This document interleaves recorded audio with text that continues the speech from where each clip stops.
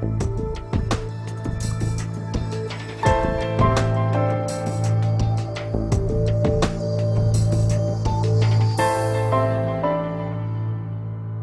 all know that fast food is not healthy for us, and there's an epidemic of diseases related to it. For example, we have the trans fats that are associated with all kinds of cardiovascular risk and diabetes and many other diseases. And we have high fructose corn syrup associated with the epidemic of diabetes and of obesity. And we have studies from the U.S. Department of Agriculture that show us on tens of thousands of people done several times over the last several decades, showing us that nutritional deficiencies are very common. For example, 95% of us are short in essential fatty acids, and we're short in minerals and vitamins and nutrients of all different types. The standard American diet is just that, SAD, pretty sad. And we need to do more about trying to correct things. We know that if we don't have the raw materials that we need to be able to provide our bodies with the nutrients they need to do their work, we simply can't make the products that we need. You could liken a human cell to a manufacturing plant, and if you don't put in the raw materials that manufacturing plant needs, you're going to be short something. You won't be able to make the products that you need. And if you can't make the products that you need, that's what leads to health that's not very good and leads to a lot of the chronic diseases that we're seeing in this epidemic that we're faced with.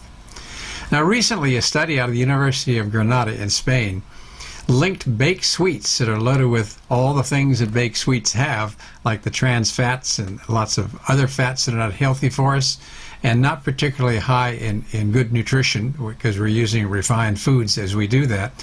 They found that people that are eating mostly baked sweets and fast foods, such as we find in a lot of the fast food restaurants, were associated with depressive symptoms. And this was published in the Public of Health Nutrition, and they found that there was roughly a 50% increase in the risk for depression, which is kind of stunning information. They did a study on 9,000 patients who weren't depressed at the time that the study began, and they assessed them every 6 months. And they found that over the months, about 500 developed depression. A previous study was done in the Public Library of Science a couple of years ago and showed a 42% increase in the risk of depression. Now, it could be that this is because people who eat fast food and tend to eat baked sweets that have all these unhealthy things in them also tend to be single, less active, they're not exercising as they should, they have longer working hours, and they tend to be smokers. Could it be that these risk factors are the real issue, and for that reason only there's an association with depression? That's hard to know, and that study will need to be done. Previous studies also suggest that certain foods that prevent depression are not present in these foods that we're talking about, things like the B vitamins and omega-3 fatty acids and some of the healthy oils such as olive oil or things that have coconut oil in them. So is fast food really linked to depression?